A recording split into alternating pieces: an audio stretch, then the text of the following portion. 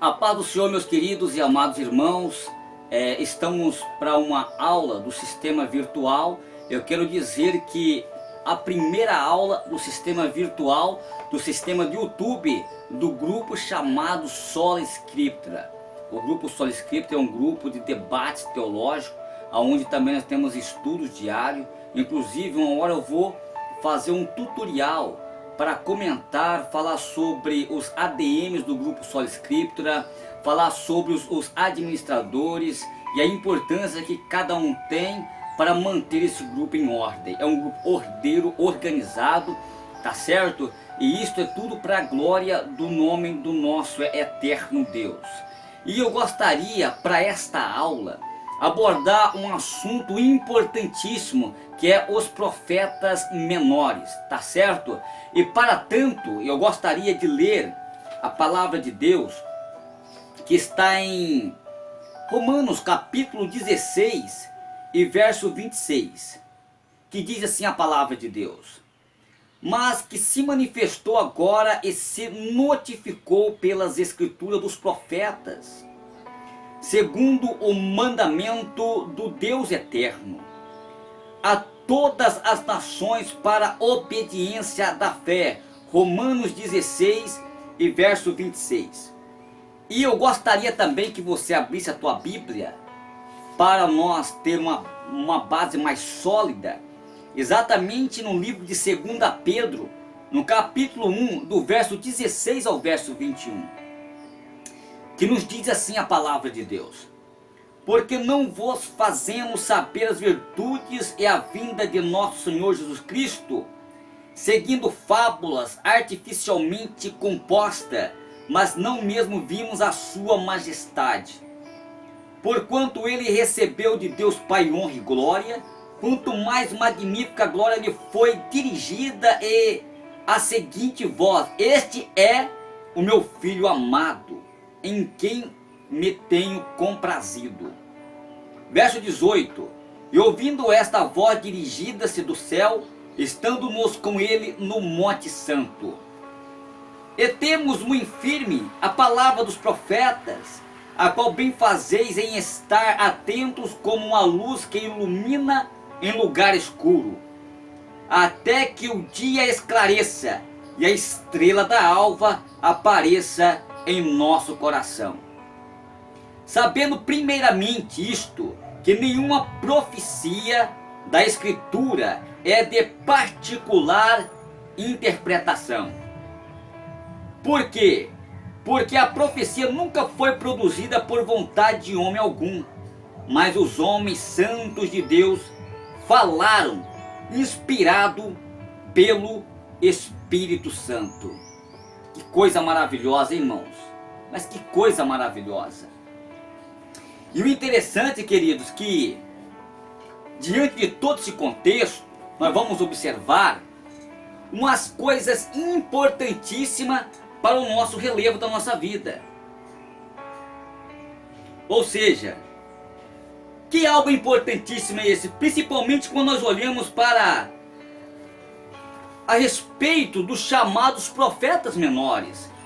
Porque apesar de eles ser antiguíssimo, eles tratam de questões relevantes para os nossos dias e que servem de edificação espiritual, ou seja, todo o povo de Deus. Entre os temas tratados, temos a família, a sociedade, a política e a espiritualidade atual como a conjuntura. Ou seja, os profetas são os verdadeiros espelhos da sabedoria divina para a igreja de Cristo, pois eles encorajam-nos a militarmos pela causa de Cristo. E quando nós olhamos aqui, queridos irmãos, eu gostaria de falar para vocês e comentar, frisa aí, sobre os profetas menores, tá ok? Não saia daí. O que eu posso falar sobre os profetas menores? A autoridade. Vamos lá. A coleção dos profetas menores compõe dos seguintes livros: Oséias, Joel, Amós, Obadias, Jonas, Miqueias, Naum, Abacuque e Sofonias, Ageu, Zacarias e Malaquias. esta estrutura ela vem da Bíblia hebraica e posteriormente na Vulgata latina.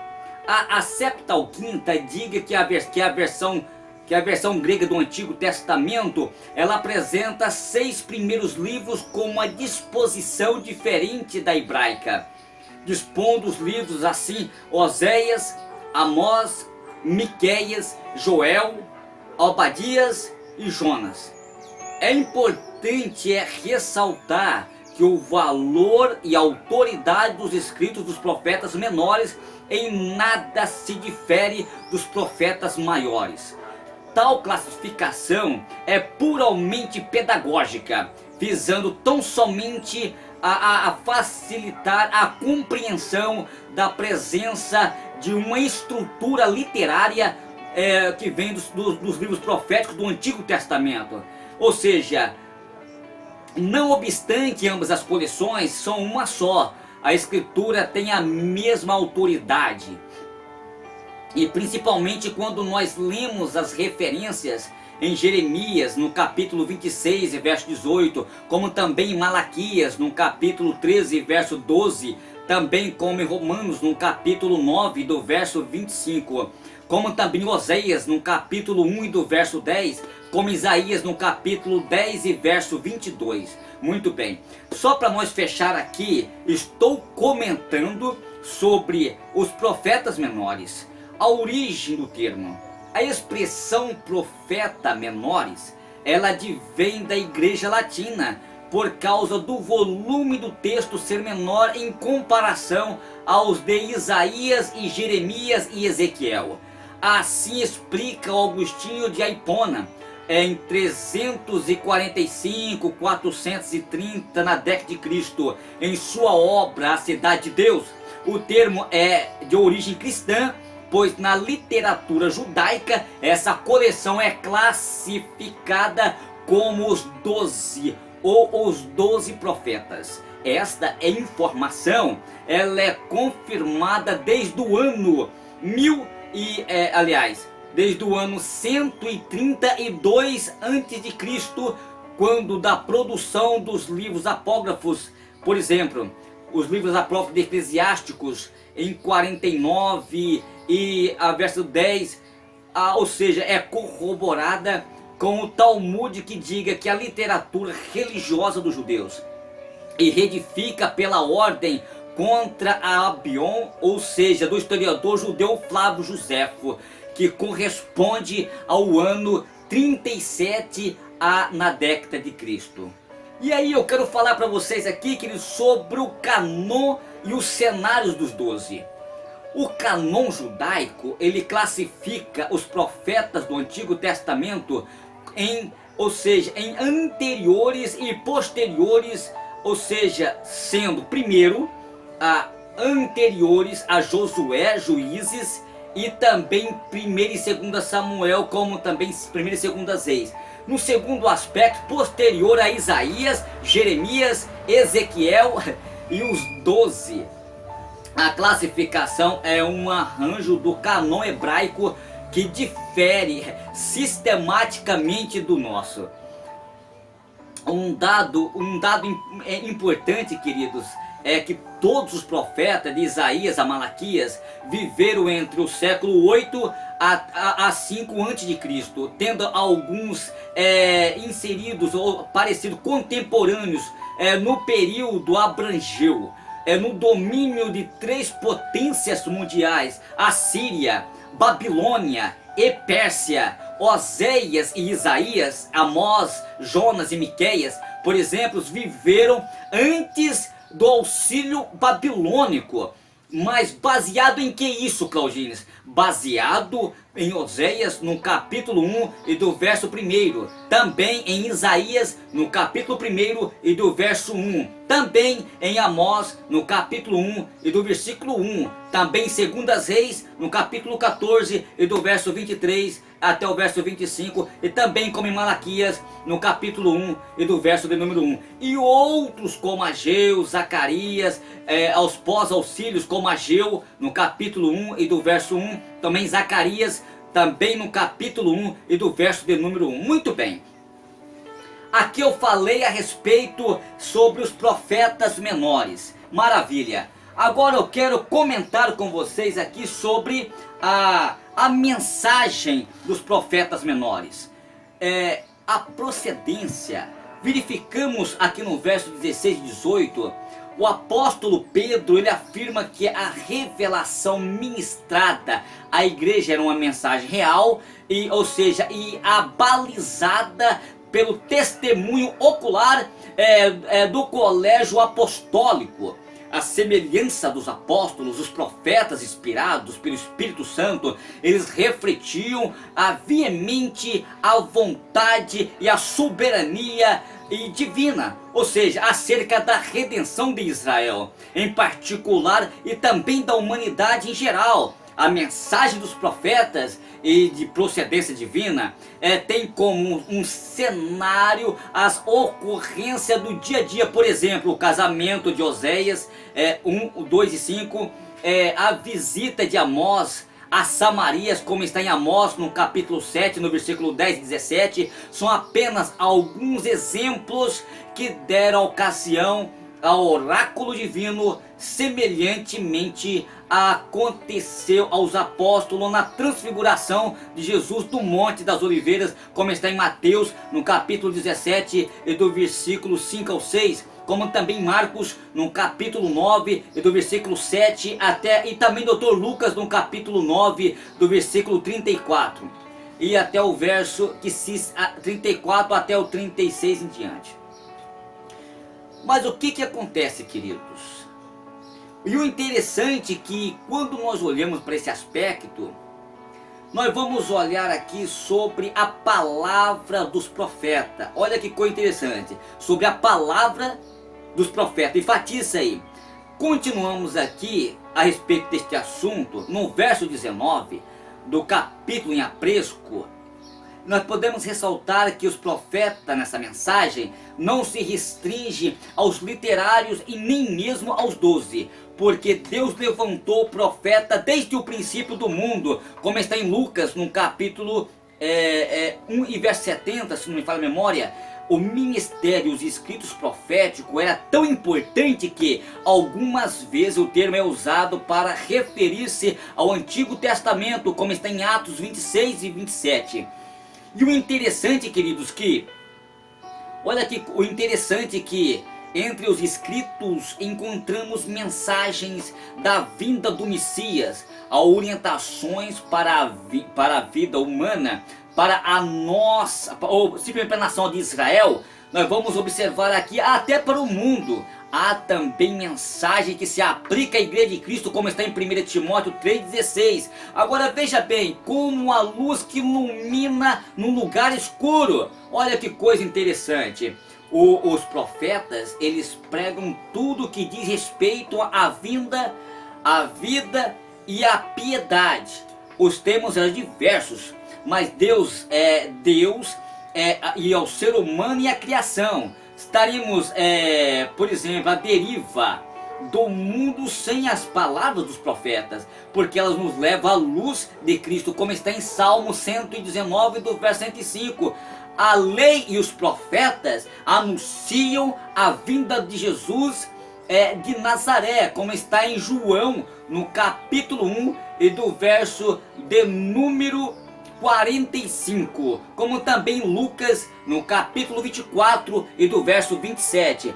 A mensagem dos profetas, ela foi entregue às gerações futuras, preparando-as para um tempo do Evangelho, como está em 1 Pedro no capítulo 1 versículo 12. Por isso não devemos criticar aos seus ensinamentos, pois a autoridade desses escritos é perfeitamente válida para hoje, queridos irmãos. A palavra de Deus é infalível, ok? Muito bem. Quero terminar essa parte aqui falando sobre a mensagem dos profetas e quero comentar aqui agora sobre a inspiração divina nos profetas. Primeiro, a iniciativa divina. O apóstolo Pedro, ele retoma o que afirmou no versículo 16 e 18, a mensagem dos profetas não se resume em uma retórica baseada em imaginações humanas, e nem é algo artificialmente construído, e nenhuma parte dessa revelação é de particular interpretação, como nós olhamos no verso 20. Mas a expressão os profetas, ou seja, como do próprio termo, como no Monte da Transfiguração, provém a iniciativa divina em que? Comunicar aos seus oráculos à humanidade. Olha que coisa interessante. Então tá, a iniciativa divina. Deixa eu falar para vocês aqui sobre a inspiração dos profetas. Está escrito que toda a escritura é inspirada por Deus. E quem disse isso é Pedro. Ou seja, quem disse isso é exatamente 2 Timóteo, no capítulo 3, verso 16, que diz assim, ó, o termo grego é neopneustons, para expressões inspirada por Deus, é dignamente inspirada, e vem das palavras theos, que significa Deus, e pneu, que significa inspirar ou soprar.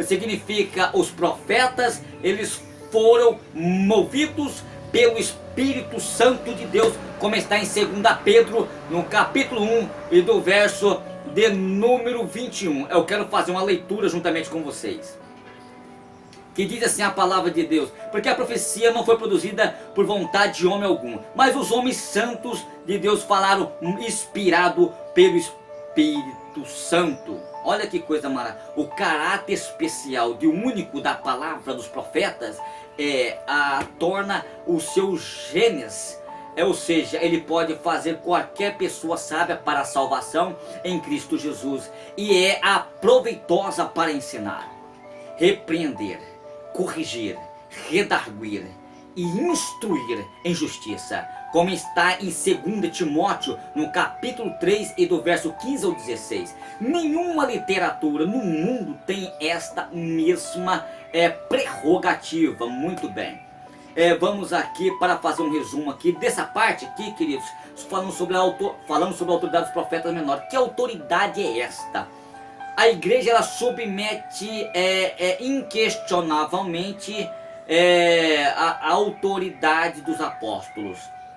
E esta é a vontade de Deus, pois que os evangelhos de Mateus, de Lucas, ou pelo menos um deles, são colocados no mesmo nível do Antigo Testamento, como está em 1 Timóteo 5,18, como também Deuteronômio no capítulo 25, verso 4, como também está em Mateus no capítulo 10 e verso 10, então, okay? Lucas capítulo 10 e verso 7, e mesmo aconteceu as epístolas paulinas, como está em 2 Pedro 3, 15 e 16.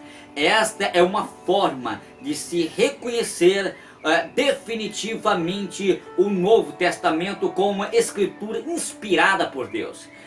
Depende-se então que de todos os livros da Bíblia ela tem o mesmo grau de inspiração e autoridade. Logo devemos dar a mesma intenções, a credibilidade aos escritores dos profetas menores, como está em 2 Pedro, no capítulo 1 e do verso 19. Muito bem, queridos, aqui, terminando aqui esse ensino aqui, tá certo? Que foi proposto pela diretoria Sola Scriptura, quero concluir dizendo que diante desses exposto, os profetas menores, como parte integrante das escrituras inspirada, não deve ficar em segundo plano. Por isso recomendamos que já no início desde o início do áudio, estou falando, queridos, que a oportunidade para que a gente possa estar analisar e fazer uma leitura de todos os profetas, para que nós possamos ler e facilitar a compreensão inspirada, e ressaltar que o enfoque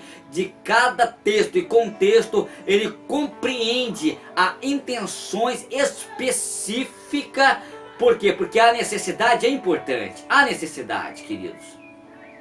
Ou seja, aí quando eu olho aqui para todo esse aspecto, eu vejo aqui que simplesmente para nós fazer essa parte aqui, para nós concluir, Eu quero dizer para vocês aqui que a Bíblia ela é infalível.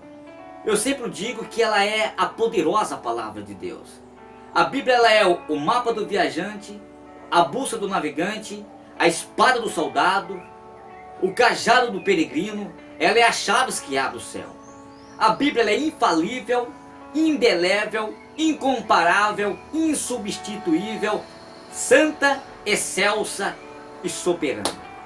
Meus queridos, fico aqui, é uma aula do Sola Scriptura e encontramos em uma outra parte deste ensino magnífico, assim que Deus nos permitir. Sou presbítero irmão Claudines e estou com vocês nesta jornada. Deus abençoe a todos e um abraço.